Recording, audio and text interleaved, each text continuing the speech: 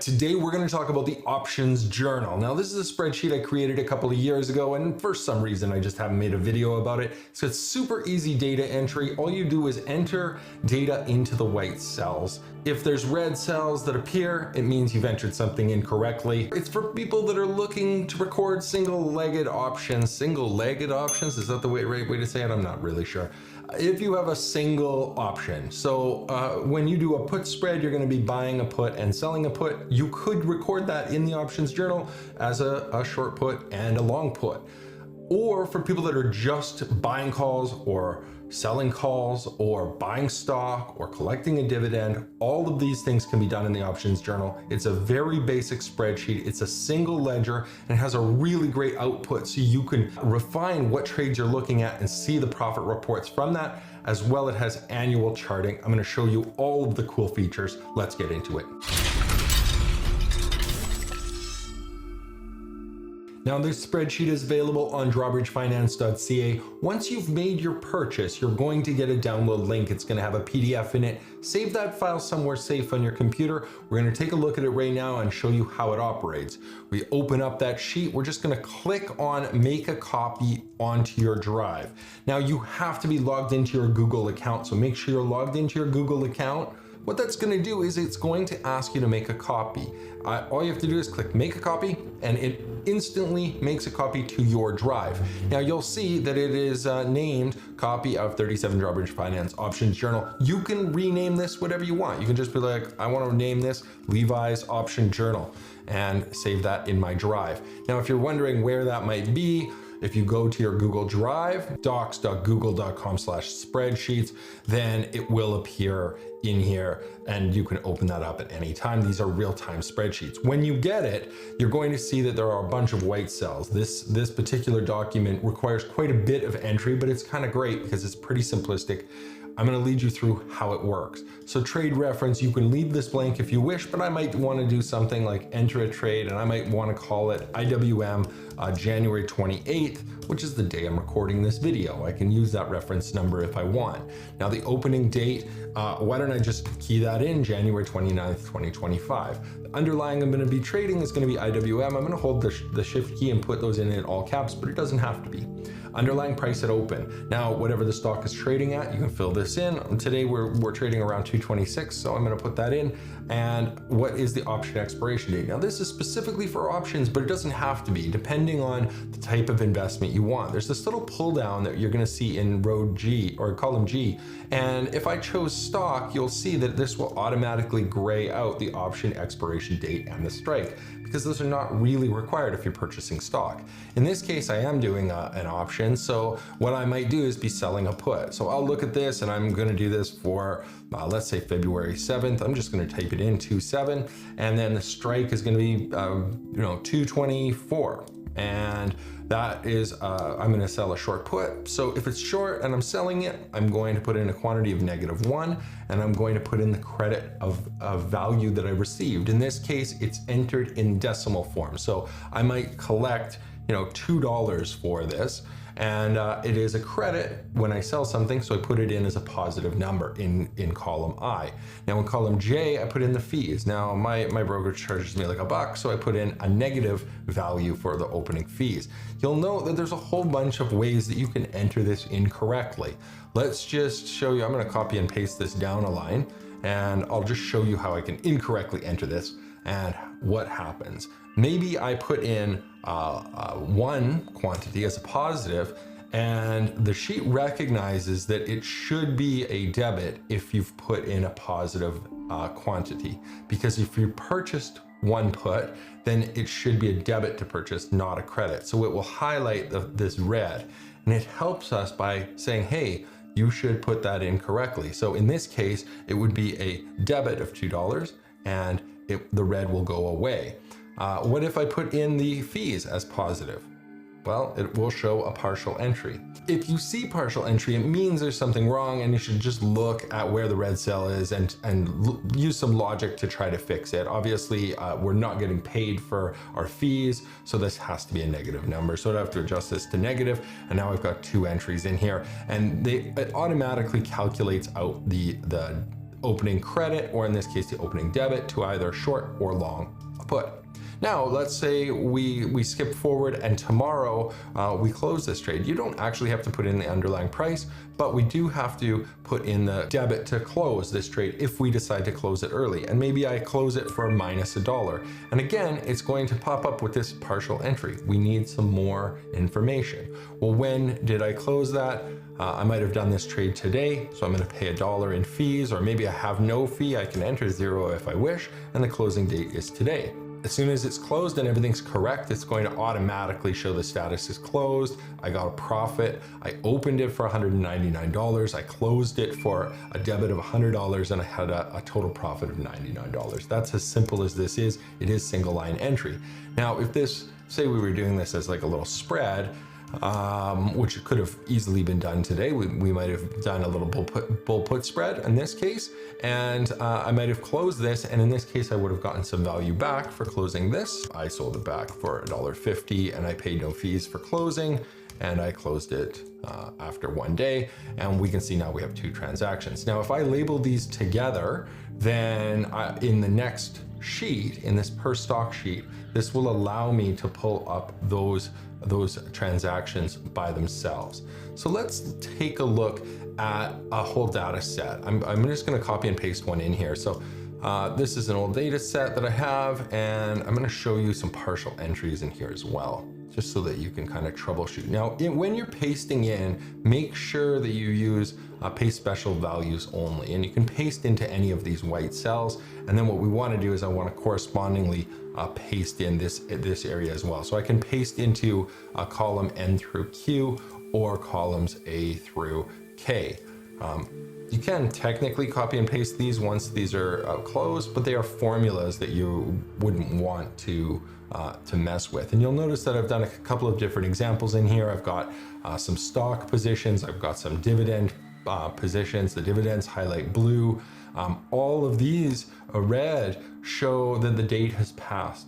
So if you're ever looking at this and saying, oh, well, February 18th, 2022, this is just how PO on entry. Near the end of the year, we're often selling contracts into the following year, and it's really easy to put the wrong year in. So I just coded that in and said, hey, just so you're aware, this date, which was open February 5th, was an August 24th position. That's fine in this case, but if it's red here, it means it likely had some sort of expired outcome, so either expired or bought to close. Let me grab the rest of this data, and then we'll take a look at the returns. I'm just going to copy and paste some more sample data in here. I'm going to make sure I'm doing it in the correct way. And I'm going to say paste special values only, or Command Shift V. Now you'll notice when I do this, the zeros don't transfer very well. What I can do, I can fix this quite easily. All I have to do is select these cells, these 2 columns, hit Control F, which brings up this find in sheet. And what I'm going to do is I'm going to click on these 3 dots. I'm going to type in a dash. I'm going to replace it with a 0 in this specific range. And you can see which range that is. It's the highlighted range that I have here. And I'm going to hit replace all. And what that's going to do is it's just going to replace all those dashes with zeros. You'll see that I do have some partial entries up in here. In row 97, 116, 121, 122, 123, 124, blah, blah, blah. It tells us all of those different things. I do have some uncompleted trades as well. If we look at this, February 5th, I've got Coca-Cola, expired September 9th. I had sold a call for $1.50, 82 cents, paid a commission, but I never really completed it here. So let's take a look at how I might complete those. If it had been closed for a small debit, then I would enter the debit here. I would just type in, I had to pay this out, maybe 0.25 cents, and I paid a fee or not. And when did I close that? Obviously, I have to put in a date that is prior to September 9th. If I try to put in a date after September 9th, it should give me an error. So let's try to put that in, and it does. It gives me September, if I put in September 10th of 2025, which is obviously incorrect, it would have had to be before September 9th of 2022 in order to be correct. It just highlights it. You can still enter it that way if you wish, it's just wrong. So I'm gonna put this in as September 7th of 2022. And I will also close off this trade, and we'll just call this one 0, and the same thing, September 7th of 22, and hit enter. So again, if we see partial entries, we need to correct those, but you can leave long stock positions in there. Obviously, I bought these stocks February 5th, 2021. I may not have sold these. So it's totally valid to have these open if I wish. Dividends have a different type of entry. They have just a couple of cells that get filled out, and they are a positive entry when we collect the dividend per share basis. Now let's go over some of these that have some errors in here. I've got a partial entry. We can see what's wrong with this one. This dash in here should be a 0. So if I just 0 this out, it should fix that. There we go, that one's fixed. Let's look at this partial entry. The date is red. This one doesn't have a highlight in here, but I can see that this has got a dash, and I'm gonna put in a 0 there. That should fix that entry. Now let's look at any of these. If I miss certain cells, they will highlight partial entry. So in this case, February 10th, Google 200, March 15th, 190 put. Positive put is a debit in the transaction debit column, and a debit for opening fees. But what if I miss the underlying price at open? If I don't fill this in, I get a partial entry. What if I don't put in the expiration date? I get a partial entry. If I don't put in the strike, partial entry. If I don't put in the put, partial entry. If I don't put in the quantity, partial entry. If I don't put in the transaction credit or debit, partial entry. Or if the transaction debit or credit is opposite to the quantity, I can't sell a put and have that done for a debit. That doesn't make any logical sense. I can, however, leave the opening fees blank. I will allow that to happen, and we can see that transaction works fine. This other transaction works in that it is correct, shorting a put, positive, and that is the different ways of putting in correct entries. What is wrong with this row? This one has a positive fee, which can't occur, so it's highlighted positive fee. This one is missing the stock symbol, so it shows partial entry. And what is this one missing? It's missing the put, and this one missing the opening date. So any of those will show us that there's a partial entry. That hopefully makes a lot of sense. I'm going to clear these off, and I can just simply delete from those white cells. Now, I'm going to show you how the per stock filters work. Super cool. In here, what we can do is we can apply these pull downs. Now, if I pull this down, what it will do is it will actually give me a list of the transactions that are in here. So this is pulling the data from this column. So if I was to choose IWM January 28th, it would just filter this out and just show those 2 transactions. And if I was to choose number 2 from this pull down, it would only show the transactions that show the number 2. So let's take a look at that. I'm gonna pull down and just filter for number 2. And it shows us the closed trades running P&L correctly. So these, I can kind of group whatever trades I wish together. I might have a long stock, covered call position that I want to record, and those will filter out, and I can see the running trades closed, running P&L. Or I could do a slightly different thing here. Let's look at these IWM trades. There's just 2 of them that I entered. They have a total running profit of $48. So if I can do that in any different way that I want, depending on how I put in my reference numbers. Or I can just delete this altogether and have nothing. It will filter everything.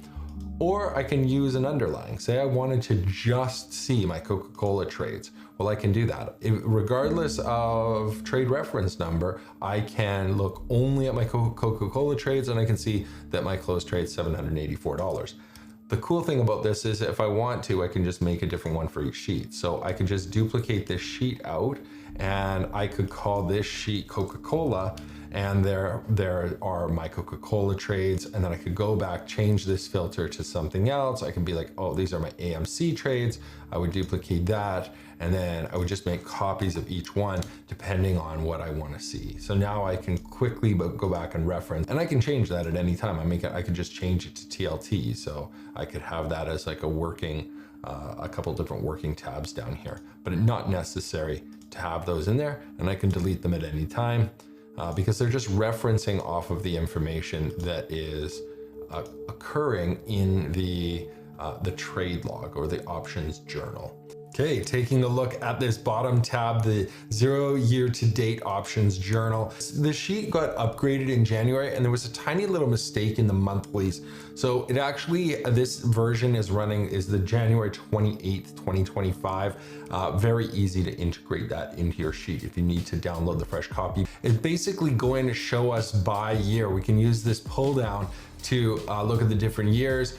We could also make a copy of this if we wanted to have a permanent one per year, but it's pulling that data from the options journal log over here, and it's displaying it in a graphical format. So if I look back, this data set is from 2022 when I made this sheet, and we can see here what it's doing is it's showing us by week. The weekly should show the same report as the monthly. So if we look down here, we can see 101 trades, 101 trades, 78 profitable, 85.7% win rate. We can see that this was a total of $92.78 per trade, total profit $8,443, and it's charting it over here. It's basically looking at this week at a time and saying, here is this blue line of profits. The yellow line is determined by two entries, what the value of the account is that we want to start it at, and then what the target annualized return is. So if you put in 5%, it'll put a 5% line in there, so we can kind of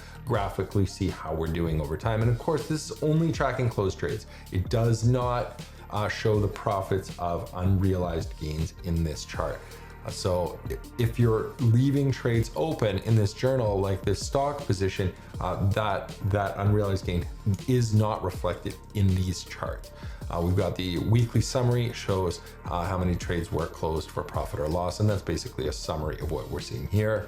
And what else can I tell you? The dividends, the way these transactions work, we've got a realized profit and loss from the one profitably closed options trade for $349. There was also a dividend paid and recorded that week. So the 349 plus 100, we can see that this total here is the year to date. So that's adding 0 plus 349 plus 100 equals 449. And then the next one would be 105, ending a loss of 105, giving us that 343. Yeah, that's kind of how simple that is. So hopefully you enjoyed that video. If you did, remember to give me a thumbs up. It helps my channel a ton, and let's get rich together. Thank you so much. Take care.